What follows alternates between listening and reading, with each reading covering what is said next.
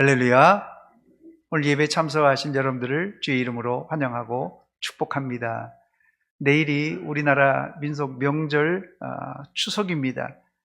다들 마음이 분주하겠지만 오늘은 주일이니 만사를 다 제쳐놓고 하나님께 예배드리는 일에 최선을 다해 주시기 바랍니다. 특히 오늘 이 자리에는 타지에서 고향 교회를 방문한 분들도 계신데 여러분들을 환영하고 축복합니다. 설교에 앞서 설교 워밍업으로 명절을 맞이하는 여러분들의 자세를 한번 살펴보겠습니다. 명절을 맞이하는 여러분의 자세. 어려울 것 같아서 사지선다형으로 준비했습니다. 1번, 추석에 있는 가족 모임이 기대되고 설렌다. 기대되고 설렌다. 2번, 우리 가족은 모이면 즐겁다. 즐겁다. 3번, 난 명절이 싫다. 4번, 난 의무적으로 부모님 댁에 간다. 겉으로 대답하면 안 되고 속으로 답하시기 바랍니다. 1, 2, 3, 4번 중에 1번, 추석에 있는 가족 모임이 기대되고 설렌다. 2번, 우리 가족은 모이면 즐겁다. 3번, 난 명절이 싫다. 4번, 난 의무적으로 부모님 댁에 간다. 1, 2, 3, 4번 중에 속으로 여러분 한번 대답해 보시기 바랍니다. 한 가지 더 묻습니다. 혹시 이 자리에는 명절이 싫은 분도 있지 않을까 생각이 되는데요. 왜 싫은지 그 이유를 알아보겠습니다. 역시 사지선다형 문제입니다. 1번, 무조건 싫다. 2번, 모이면 싸우는 것이 싫다. 3번, 가사노동이 싫다. 4번, 경제적으로 부담된다. 이것도 속으로 대답해 보시기 바랍니다. 무조건 싫다. 모이면 싸우는 것이 싫다. 3번, 가사노동이 싫다. 4번, 경제적으로 부담된다. 속으로 1, 2, 3, 4번 중에 몇 번입니까? 그 번호죠. 두 가지 사지선다형 문제를 드렸는데요. 이건 설교 워밍업입니다. 오늘 소개할 가족은 창세기에 나오는 야곱의 가정입니다. 여러분들이 아시다시피 이 가정의 이야기는 막장 드라마에 나올 법한 가족사를 가진 가족입니다. 그러나 다행스러운 일은 결말은 해피엔딩으로 끝났습니다. 혹시 여러분 가정에 마음이 안 맞는 일이 있고 형제간에 다소 티격태격하는 다툼이 있을지라도 오늘 말씀을 잘 듣고 여러분의 가정도 결말은 해피엔딩으로 끝나시기를 축원합니다. 첫 번째, 야곱의 아들들은 아픔의 역사를 가진 가족입니다. 우리나라는 역사적으로 한이 많은 민족입니다. 일제강점기와 6.25를 말하지 않더라도 삼국시대와 고려시대, 조선시대에 걸쳐오면서 수많은 왜적들과 재난을 겪으면서도 여기까지 인내하고 견뎠습니다. 그래서 세계가 놀라는 그런 나라를 만들었습니다.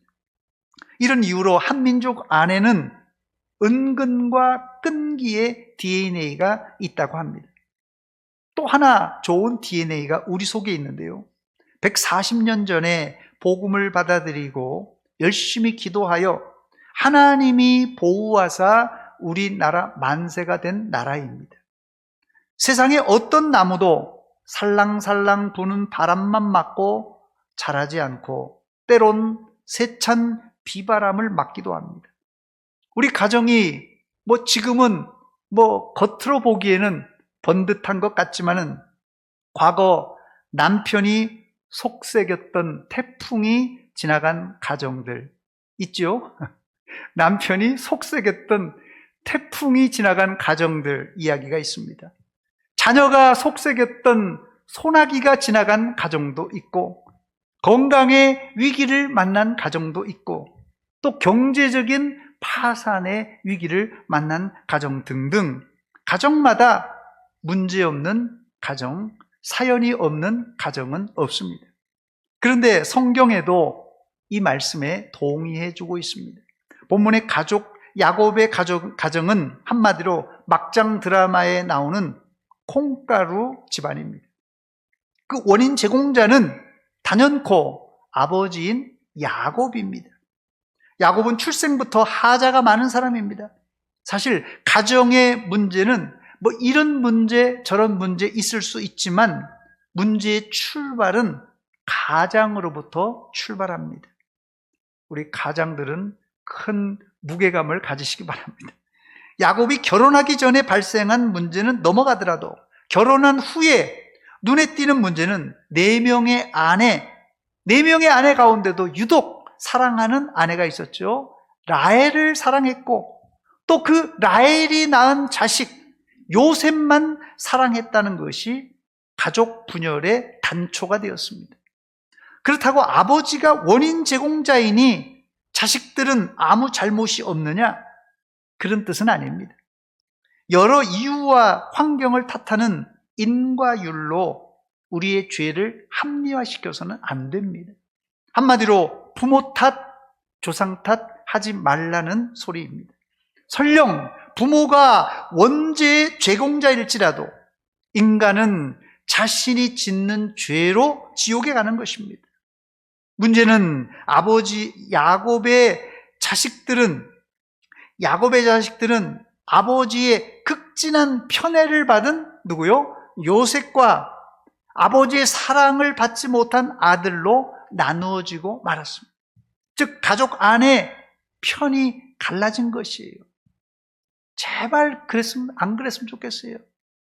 그냥 딸들은 또 엄마 편이라고 또 그러더라고요. 또 나이를 먹으면서 또 아들놈들도 이게 남자는 편이 없어요. 이렇게 되다 보니까 가족 안에서도 아빠 편이니 엄마 편이니 이거 진짜 안 됩니다. 가족 안에 편이 갈라지고 가족 안에서도 서로 비밀이 생기는 가정이 있어요. 부부간에 말 못할 비밀 있어요, 없어요? 부부간에 비자금 그런 거 말 못할 비밀이 있습니까, 없습니까? 심지어 부모 자식 간에도 말 못할 비밀이 있어요. 형제 간에도 말 못할 비밀이 있는 가정은 정상적이지 않은 소위 역기능 가정이라고 합니다. 역기능 가정. 가족이란 즐거움도 아픔도 심지어 허물도 공유하고 서로 풀어야 됩니다. 불행히도 야곱의 자식들은 요셉을 왕따시키고 심지어 동생 요셉을 죽이려다가 차마 죽이지 못하고 노예로 팔아먹었습니다. 그런데 이 아픈 이야기는 아버지에게 20년이 넘도록 말하지 못했습니다. 한마디로 야곱의 가정은 비정상적인 가정인데 이런 가족이 우리 주변에도 많다는 사실입니다. 저는 이번 명절에 밥만 먹고 인사만 하고 끝나지 말고 가족 간에 쌓인 허물과 비밀도 말하고 이 마음속에 맺힌 한을 푸는 기회가 되었으면 좋겠습니다. 저는 오늘 본문에 나오는 요셉 형들의 고백을 보면 요셉과 형들이 서로 얼싸안고 화해한 지가 17년이 지났지만 가족사의 문제는 말끔히 해결되지 않았음을 알 수 있습니다. 본문 15절 말씀인데요. 요셉의 형제들이 그들의 아버지가 죽었음을 보고 말하되 요셉이 혹시 우리를 미워하여 우리가 그에게 행한 모든 악을 다 갚지나 아니할까 하고, 이 상황은 어떤 상황이냐면요, 아버지 이 요셉이 살아 계실 때와 아버지 요셉이 돌아가셨을 때 상황이 다르다는 것을 보여주고 있습니다.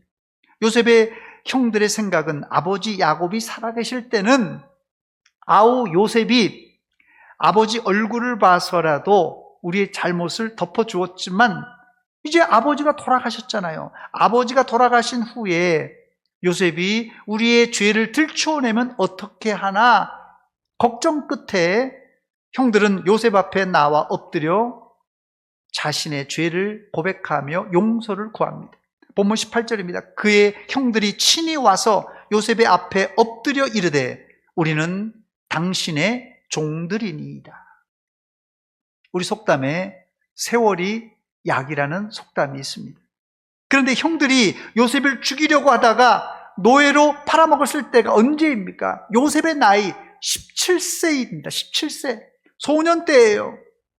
요셉은 애굽으로 노예로 팔려와 젊은 나이에 말 그대로 산전수전, 공중전 다 겪었습니다. 주인 보디발의 집에서 충성했지만 주인 아내의 모함으로 억울하게 옥살이를 하게 됩니다. 그러나 요셉은 원망 대신 주어진 일에 최선을 다했을 때 30세에 드디어 애굽의 총리 대신으로 올라서게 됩니다. 그가 총리가 되고 7년 동안 풍년이 들고 또 7년 동안 흉년이 듭니다. 흉년 2년째 형들이 곡식을 사러 왔다가 야곱의 가족은 아예 가나안에서 이집트, 애굽으로 이민 와서 고센 땅에 정착하여 살게 됩니다. 그때 아버지 나이가 130세였어요. 야곱의 나이가 130세였습니다. 야곱은 노년에 애굽에서 17년 동안 아주 편안하게 살다가 147세에 죽습니다. 그러니 형들이 자신을 팔아먹었을 때는 본문의 기점에서 보면 약 40년 전의 일입니다. 40년이 넘었는데도 형들은, 아니 죄인들은 자기 죄를 기억하고 요셉 앞에 엎드려 잘못을 빌고 있습니다. 세월이 약이지만 해결되지 않는 죄는, 잘 들으세요, 세월이 약이지만 해결되지 않는 죄는 시간이 지난다고 해결되지 않습니다. 죄가 해결되려면 두 가지 조건을 충족해야 됩니다. 죄가 해결되려면 두 가지 조건이 충족되는데 반드시 죄는 용서받든지 아니면 벌을 받든지 둘 중에 하나로만 해결되는 법입니다. 두 번째, 요셉의 형들이 지은 죄는 요셉이 이미 다 용서했습니다. 요셉이 자신을 죽이려고 했던 형들을 용서한 것은 예수님의 십자가 용서의 그림자였어요. 형들이 40년 전에 지은 죄를 용서해 달라고 하자 요셉은 뭐라고 했습니까? 본문 17절 하반절입니다. 요셉이 그들이 그에게 하는 말을 들을 때에 울었더라. 들을 때에 울었더라. 무슨 말입니까? 요셉의 형들이 아버지 야곱이 죽은 이후에 요셉 발 앞에 엎드려 자신들의 죄를 용서해 달라고, 심지어 자신들을 종으로 삼으라고 간청했을 때 요셉은 눈물로 형들에게 당신들의 죄는 이미 내가 용서했습니다 라고 말로 하지 않고 눈물로 표현했습니다. 천마디 말보다 용서의 한 방울 눈물이 더 위력이 있습니다. 저는 여기서 여러분의 가정의 문제를 풀 수 있는 꿀팁을 하나 드리고자 합니다. 요셉 형제 간의 사실관계가 뭡니까? 요셉과 형제들 간의 사실관계는 뭡니까? 형들이 40년 전에 요셉을 죽이려고 한 것이 팩트예요, 팩트. 한마디로 형과 아우 사이에 있어서는 안 될 일이 벌어진 것입니다. 이 사건을 육하 원칙에 따라서 누가 언제 어디서 무엇을 어떻게 왜 했냐를 따지기 시작하면 마음도 상하고 감정도 속에서 부글부글 올라올 것입니다. 가족 간에는 이런 사실관계보다도 사랑과 용서로 덮어주면 문제가 쉽게 풀려줄 수가 있습니다.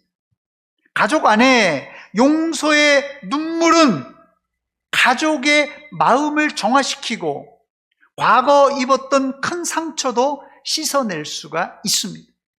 이 전략은 17년 전에 형들이 애굽에 곡식을 사러 왔을 때 요셉이 이미 사용한 방법입니다. 요셉이 우니까 따라서 형들도 함께 울었습니다. 이러면 가족 간의 문제는 아무리 복잡해도 의외로 쉽게 풀릴 수가 있습니다. 여기에 더해 요셉은 말로 형들을 위로해 주었어요. 본문 21절입니다. 당신들은 두려워하지 마소서. 내가 당신들과 당신들의 자녀를 기르리이다 하고 그들을 간곡한 말로 위로하였더라. 자기 앞에 두려워 떠는 형들을 위로하며 도리어 형들의 자녀들까지 책임지겠다고 약속했습니다. 저는 요셉의 이 말은 보통 사람이라면 할 수 없는 말이라고 생각합니다. 여러분, 아무리 형이지만 자신을 죽이려고 했지 않습니까? 그리고는 차마 죽이지 못하고 인신매매로 외국으로 팔아먹었던 사람이 이 형들 아닙니까? 여러분 같으면 자기를 죽이려고 했던 사람이 형이지만 20년 만에 만나서 이런 용서를 눈물로 할 수 있겠습니까?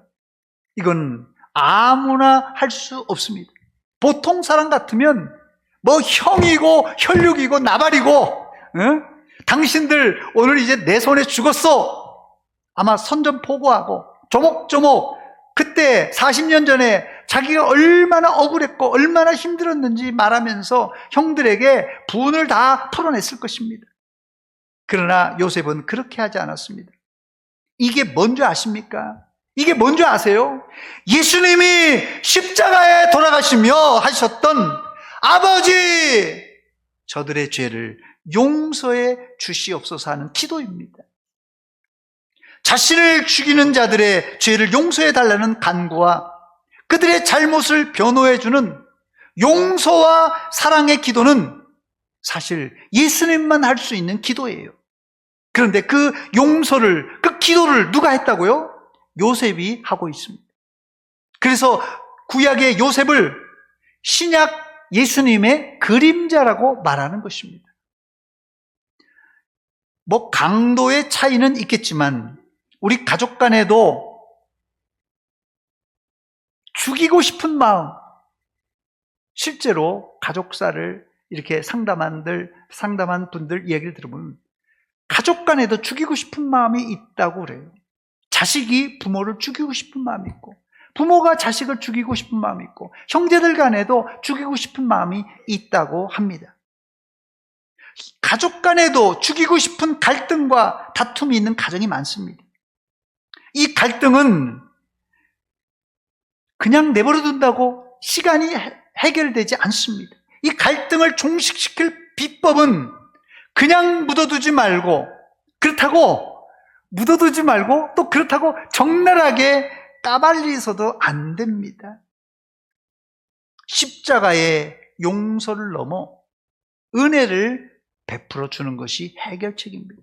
십자가의 용서와 덧붙여서 은혜를 베풀어 줄 때 이 모든 것이 해결된다는 것입니다. 이때 내 안에 맺힌 40년 동안 맺힌 내 한도 눈 녹듯이 녹아내리게 되어 있습니다. 여러분들이 맺힌 한을 좀 이렇게 멋지게 풀어내시기 바랍니다. 아멘입니까? 그냥 한 맺혔다고 늘 한 얘기 또 하고 그 얘기해봤자 이제 들어줄 사람도 없어요. 뭐 얘기 들어보면 참 답답하죠. 뭐 젊었을 때 뭐 남편이 바람 폈다, 자식들이 뭐 했다, 어쩌고 뭐 할 얘기 많죠. 그런데요, 이거 10번, 20번 해봤자 이제 한 번만 더 하면 100번이에요. 그거 해봤자 이제 들어줄 자식들도 없습니다. 그렇게 하소연해서 안 풀립니다, 여러분. 어떻게 해요? 십자가의 용서를 넘어 은혜로 덮어줘야 됩니다. 이때 내 한도 눈 녹듯이 녹아내리게 되어 있어요. 여러분 한을 좀 이렇게 멋지게 한번 풀어보시기 바랍니다. 그게 내가 사는 길이요, 형제와 가족들을 살리는 길입니다. 그러나 10년, 20년, 아니 평생 맺힌 한은 하루아침에 이게 딱 이제 풀렸다 이렇게 해결되지 않아요. 마음의 상처는요, 이게 해결됐다고 해결되는 게 아닙니다. 이때 진짜 필요한 게 시간입니다. 시간이 필요해요. 우리 가정의 문제를 흡족하게 해소하기 위해서는 시간이 필요한데, 세 번째, 우리의 생각, 가치관, 세계관을 바꿔야 됩니다. 여러분, 요셉이 어떻게 예수님의 십자가 용서를 형들에게 할 수 있었는지 여러분 궁금하지 않습니까? 한마디로 요셉은 하나님의 주권과 하나님의 섭리를 확실히 믿었기 때문입니다. 아마도 이 세계관은 요셉이 17세에 꾸었던 두 개의 꿈과 연결되어 있고, 노예로 팔리면서도 하나님이 범사에 자신과 함께 하셨음을 체험해서 만들어진 세계관입니다. 심지어 요셉은 억울하게 감옥에 들어가서도 하나님과 동행했던 사람입니다. 창세기 39장 23절입니다. 간수장은 그의 손에 맡긴 것을 무엇이든지 살펴보지 아니하였으니 이는 여호와께서 그를 범사에 형통하게 하셨더라 그랬습니다. 하나님이 특별히 요셉과 함께 하심을 요셉 자신의 내적 확신은 물론이거니와 이 외적 증거로도 드러나게 하심으로 요셉 주변의 사람들이 야, 요셉은 특별한 사람이구나 하는 것을 인지했다는 말입니다. 이런 것이 축적되어서 요셉 안에는 하나님이 자신과 동행하심과 자신에게 발생한 모든 억울하고 힘든 일조차도 거기에 뭐가 있다고요? 하나님의 섭리가 있다는 것을 확신했습니다. 바로 그것이 요셉이 죽음의 고통에 이르렀지만 회복할 수 있었던 세계관이에요. 이런 이유로 요셉은 보디발의 집에서 노예로 또 억울하게 감옥에 있으면서도 누구를 원망 불평하지 않고 하나님이 함께 하심으로 하나님의 형통을 체험하게 됩니다. 즉 요셉에게 있어서 노예 생활과 죄수 생활은 하나님의 주권과 하나님의 섭리를 깨닫는 소위 학습 현장이었어요. 그래서 본문 19절에 이런 말을 형들에게 합니다. 요셉이 그들에게 이르되 두려워하지 마소서 내가 하나님을 대신하리이까. 내가 하나님을 대신하리이까라는 말은 내가 하나님이 되어 당신을 벌할까요? 그런 말입니다. 우리나라는 법치주의로 누가 범법자라도 변호사를 선임할 수 있고 법원에서 확정 판정을 받기 전에는 무죄 추정의 원칙을 따르기에 함부로 피해자가 가해자를 직접 때리거나 가해할 수가 없습니다. 그러나 당시 고대 사회에서는 이는 이로 눈은 눈으로 소위 동해보복법, 탈리오법이 통용되는 시대였어요. 그러므로 요셉이 총리 대신 아닙니까? 힘이 있었습니다. 그러니 형들을 처벌해도 형들은 찍소리 못할 때입니다. 그러나 요셉은 달랐습니다. 요셉은 자기의 억울한 문제도 누구에게요? 하나님께 맡기고 하나님의 뜻대로 되기를 원했고 또 이미 요셉은 형들을 용서했습니다. 사실 이런 세계관은 하나님이 주신 마음이에요. 하나님이 주신 마음. 본문 20절입니다. 당신들은 나를 해하려 하였으나 하나님은 그것을 뭐로요? 선으로 바꾸사 오늘과 같이 많은 백성의 생명을 구원하게 하려 하셨나니.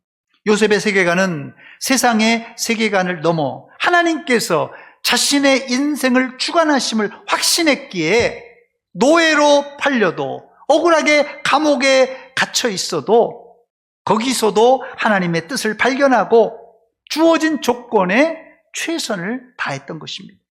여러분이 고난당할 때 여기에도 하나님의 뜻이 있고 억울해도 여기에도 하나님의 뜻이 있다. 이렇게 인생을 풀어간다면 여러분들은 복음 안에서 하나님의 주권을 인정하는 요셉처럼 예수님의 마음을 품은 사람입니다. 그래서 요셉은 용서를 비는 형들에게 형들의 자녀를 자신이 기르겠다고 하며 형들을 위로하고 있습니다. 본문 21절입니다. 당신들은 두려워하지 마소서 내가 당신들과 당신들의 자녀를 기르리이다 하고 그들을 간곡한 말로 위로하였더라. 사실 위로는 누가 받아야 되는 것입니까? 요셉이 형들에게 사과받고 위로받아야 되는 것이에요. 그러나 피해자가 역으로 가해자를 위로해 주었습니다. 더 나아가 요셉은 자기 앞에서 벌벌 떠는 형들에게 두 번이나 두려워하지 마소서 하며 형들을 안심시킨 이후에 요셉은 자기 인생 가운데 일하신 하나님의 섭리를 형들에게 간증했습니다.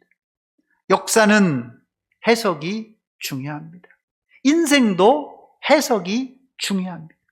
부정적으로 해석하느냐, 긍정적으로 해석하느냐, 성경의 구속사적인 경륜 가운데 내 인생을 해석하느냐, 세상 역사적 관점에서 해석하느냐는 하늘과 땅 차이처럼 다른 해석이 나옵니다. 어떤 분은 1일 연속극을 보면서, 이 드라마를 보면서, 요즘도 그런 분들이 있는지 모르겠는데요, 방송국에다가 전화해서 주인공의 운명을 바꾸려고 하는 분들이 있습니다. 내일 이 드라마를, 오늘 드라마 보니까 이거 내일 주인공이 죽게 생겼거든요. 그래서 전화해서 방송국에서 제발 주인공 죽이지 말라고 방송국에다가 전화하는 사람들이 있다는 소리를 들었어요. 인생을 살면서도 이렇게 무대뽀로 떼쓰는 사람들이 있습니다. 성경적, 영적인 눈이 열린 사람들은 하나님의 거대한 역사의 수레바퀴를 볼 줄 알고 하나님의 만세전에 계획해 놓으신 섭리를 이해하는 사람입니다. 이 자리에 계신 50 넘은 분들은 이런 눈이 뜨여야 한다고 생각합니다. 공자 이야기를 빌리면 50이면 하늘의 뜻을 아는 지천명이라고 했습니다. 지천명. 예수 믿으면서도 땅 아래만 바라보고 사는 사람들은 세상 사람들과 똑같은 사람들입니다. 그러나 지천명, 하늘의 뜻을 아는 사람은 내가 지금 당장은 이해할 수 없지만 여기에도 하나님의 뜻이 있음을 믿고 억울해도 용서하고 기다리는 사람입니다. 그러면 머지않아 왜 나에게 이런 억울한 일이 벌어졌는지 그 이유를 알게 된다는 뜻입니다. 말씀을 맺겠습니다. 내일 추석 한가위 명절입니다. 온 가족이 만나면 과거에 상처받은 것, 속상한 것 등등 할 말이 많을 것입니다. 이것을 푸는 방법, 오늘 제가 말씀드렸는데요, 이것을 푸는 방법 딱 한 가지입니다. 예수 그리스도의 십자가뿐입니다. 예수 그리스도의 십자가뿐입니다. 그 구체적인 방법은 요셉이 했던 대로 눈물로, 감성으로 부드럽게 만들어주세요.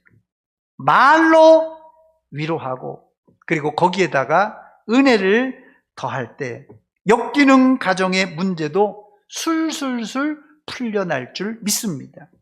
이제 여러분의 눈은, 여러분이 보는 눈은 내 상처, 내 고통, 내 아픔, 내 손해만 보지 말고 상대방의 아픔, 상대방의 손해, 상대방의 어려움을 알아주고 용서와 더불어 은혜를 베풀어 주시기 바랍니다. 그게 이기는 것이고 그게 예수님의 십자가 용서를 실천하는 길입니다. 이번 명절에 여러분의 가정은 이런 십자가의 용서와 사랑 그리고 은혜가 범벅이 되어서 훈훈한 봄바람 불고 높고 푸른 청명한 가을 하늘 같은 가정이 되어 즐거움을 함께 나누며 믿음의 대를 이어가는 명문 가정이 되시기를 축원합니다. 축원합니다. 기도하겠습니다.